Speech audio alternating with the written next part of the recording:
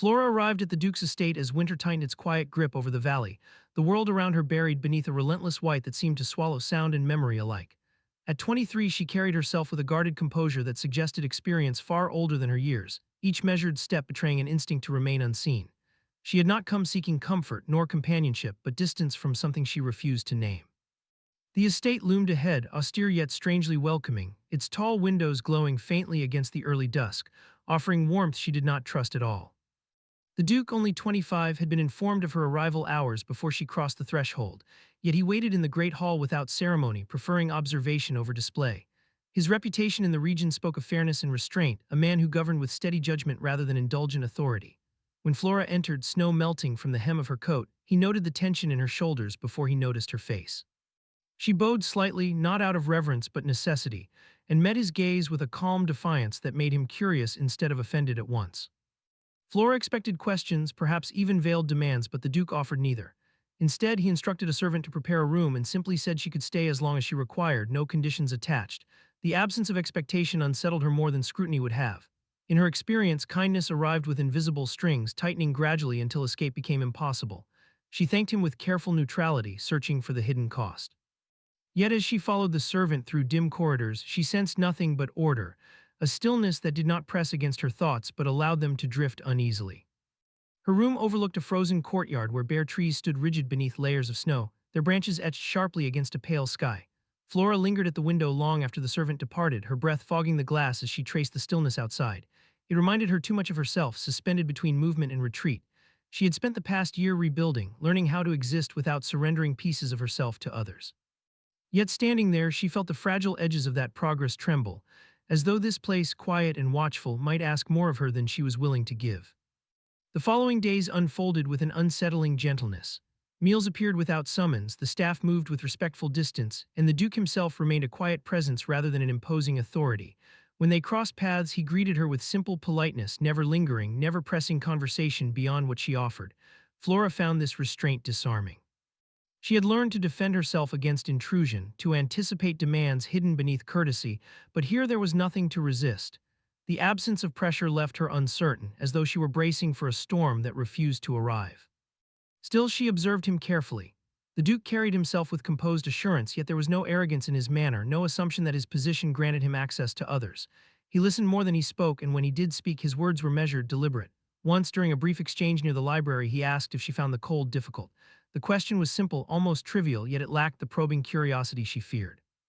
She answered just as simply, and the conversation ended without expectation, leaving her unsettled by how easily it had passed.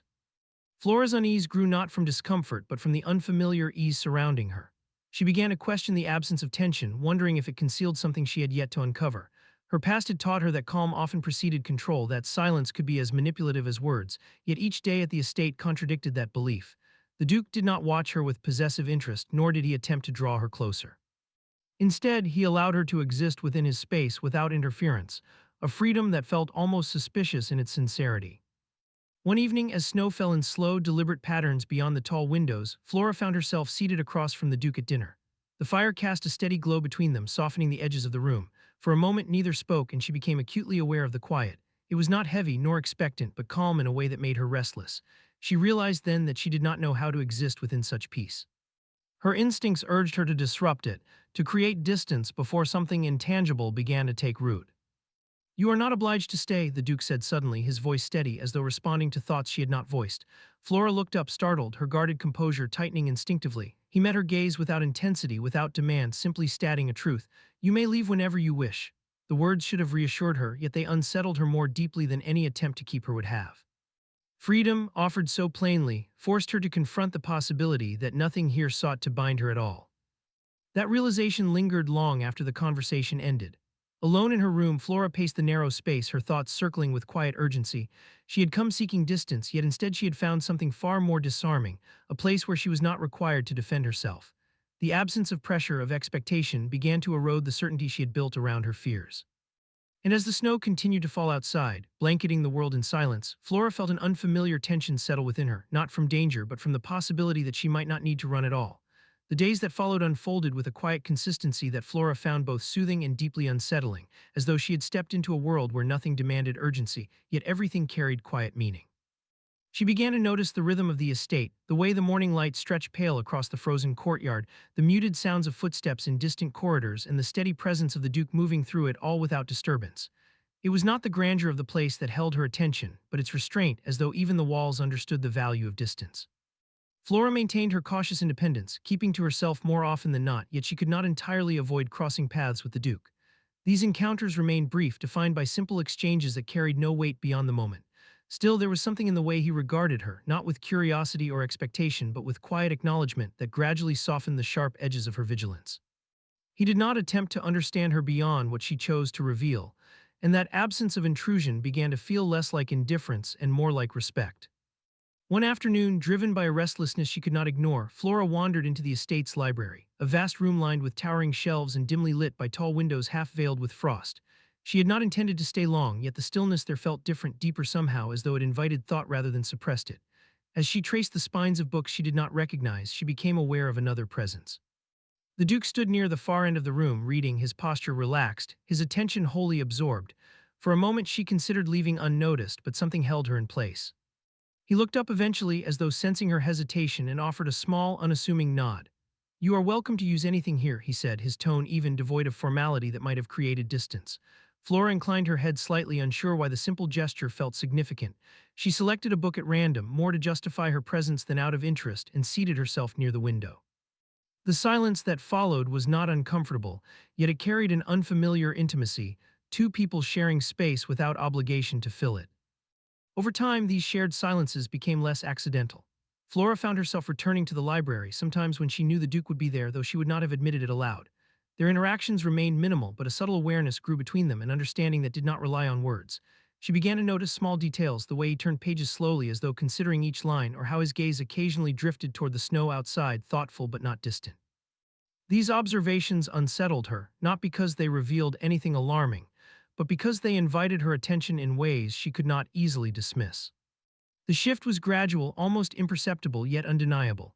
One evening, as the fire burned low and shadows stretched across the room, the Duke spoke again, his voice quiet but deliberate. "You seem less inclined to leave now." Flora stilled, the words striking closer than she expected. She closed her book, her fingers tightening slightly against its cover as though grounding herself. "Inclination does not mean intention," she replied, her tone measured, though the certainty behind it felt thinner than before. He regarded her for a moment, not challenging, not probing, simply present. "Then what does it mean?" he asked. The question was gentle, yet it unsettled her more than direct confrontation ever had. Flora hesitated, aware that answering truthfully would require more honesty than she was prepared to offer. "It means I have not decided," she said finally, though the words felt incomplete even as she spoke them. The Duke accepted the response without comment, returning his attention to his book, leaving her alone with the echo of her own uncertainty. That night Flora found sleep elusive. She lay awake, listening to the faint whisper of wind against the windows, her thoughts unraveling in quiet contradiction. She had come to this place to escape the weight of attachment, to rebuild herself in solitude, yet she could not ignore the subtle shift within her. The Duke's presence had not demanded her trust, yet it had begun to earn it in ways she did not fully understand. That realization unsettled her more than any overt declaration could have, because it left her without a clear defense. In the days that followed, the distance she had so carefully maintained began to blur. Conversations, though still brief, grew more frequent, touching on small observations rather than personal histories. The Duke spoke of the land, of winter's patterns, and the quiet endurance it required, while Flora listened with an attentiveness she did not question. In turn, she found herself offering fragments of thought, not quite confessions, but glimpses of perspective she had long kept guarded. Each exchange left her both steadier and more uncertain, as though she were stepping onto unfamiliar ground without knowing its depth. The realization came not in a moment of clarity, but in the quiet accumulation of these small shifts. Flora began to understand that her unease no longer stemmed from suspicion, but from something far more difficult to confront. She was no longer simply observing the Duke. She was beginning to care how he perceived her, how her presence might matter within the quiet balance of the estate.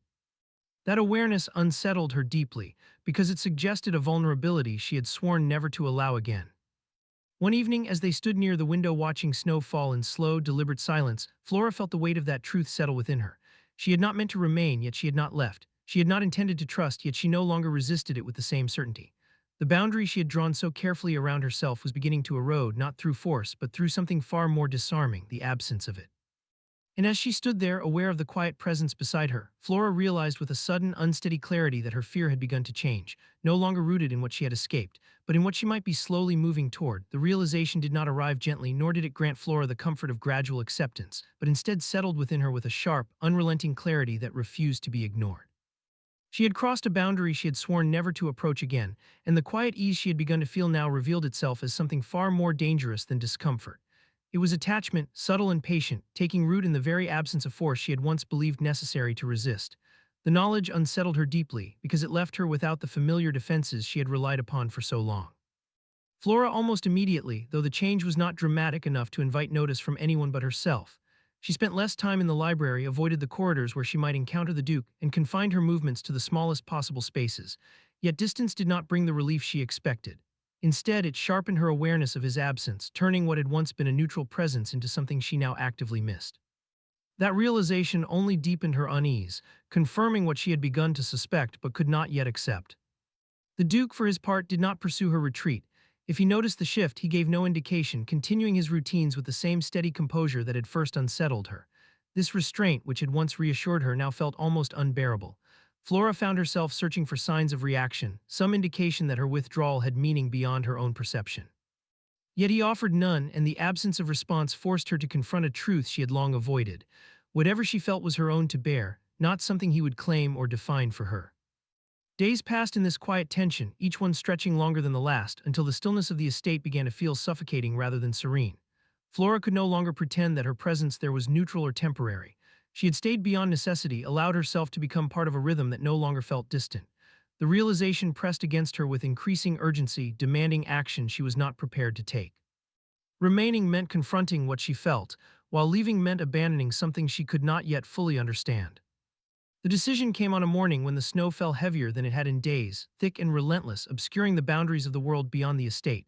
Flora stood by the window, watching the storm consume the landscape, and felt a strange clarity settle over her. This place, which had once offered refuge, now threatened to hold her in ways she could not accept, not because the Duke had imposed any claim upon her, but because she had begun to consider staying of her own accord. That possibility frightened her more than any external constraint ever could. She found him in the great hall later that day, standing near the tall windows as though observing the storm with quiet patience. For a moment she hesitated, her resolve faltering under the weight of what she intended to say, yet she forced herself forward, each step deliberate, each breath measured. When he turned to face her, his expression remained composed, offering no hint of expectation or concern. It was that very calmness that steadied her, reminding her that whatever followed would not be shaped by his will but by her own. "I am leaving," Flora said, her voice steady despite the tension cold beneath it. The words felt heavier than she anticipated, carrying with them more than simple intention. The Duke regarded her without surprise, as though he had already considered the possibility. "If that is your choice," he replied, his tone even neither encouraging nor discouraging. The absence of resistance struck her more sharply than she expected, forcing her to confront the depth of what she had hoped for without admitting it. She drew a breath, steadying herself against the sudden uncertainty. "I am afraid of loving again," she continued, the confession escaping before she could contain it. The words lingered in the space between them, raw and unguarded, revealing more than she had intended. For the first time, she allowed him to see the truth she had spent so long concealing. "I cannot stay here." The finality of the statement felt necessary, though it did little to quiet the turmoil within her.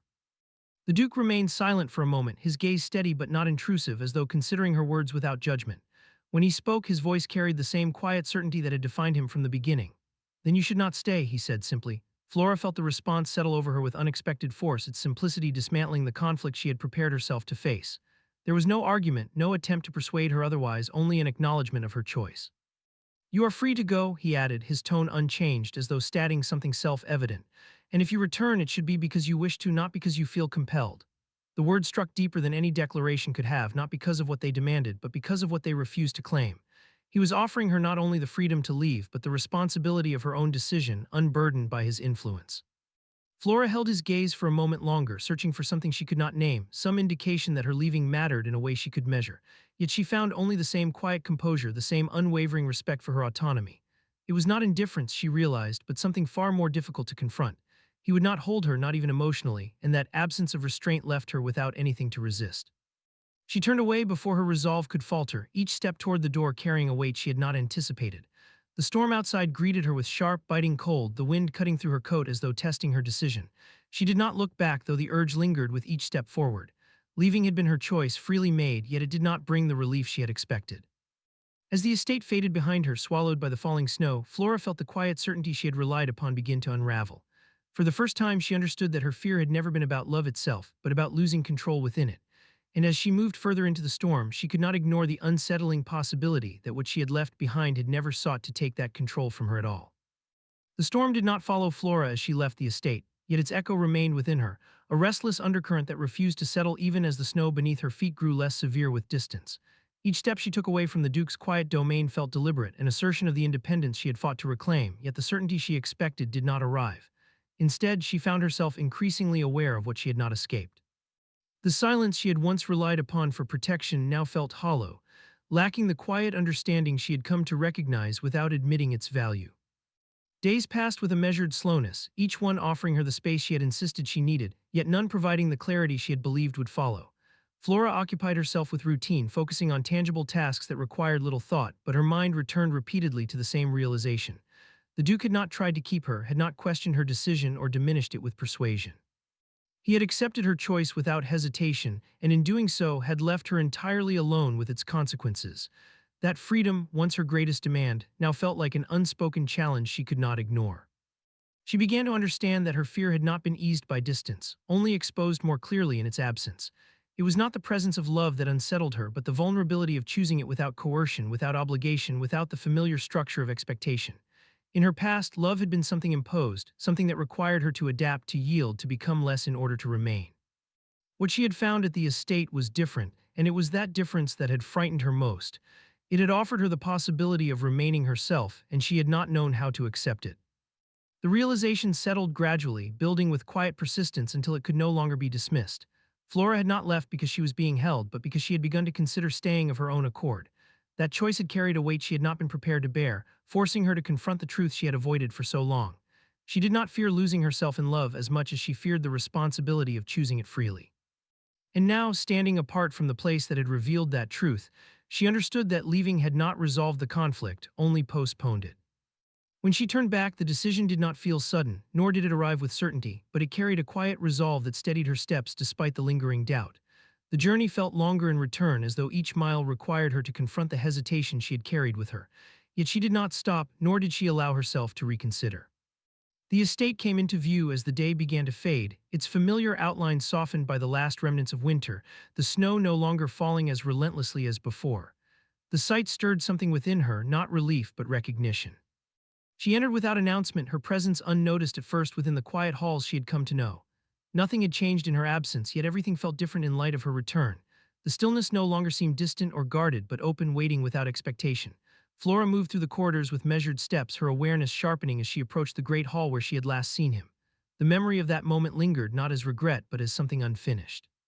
The Duke stood near the window as before, his posture unchanged, his attention turned outward toward the fading light. For a moment Flora paused, gathering the words she had not yet spoken, aware that this time there would be no retreat into silence. When he turned, his expression revealed neither surprise nor assumption, only the same steady presence that had first unsettled her. It was that consistency that gave her the courage to continue, grounding her in the knowledge that nothing here would force her to be anything other than what she chose.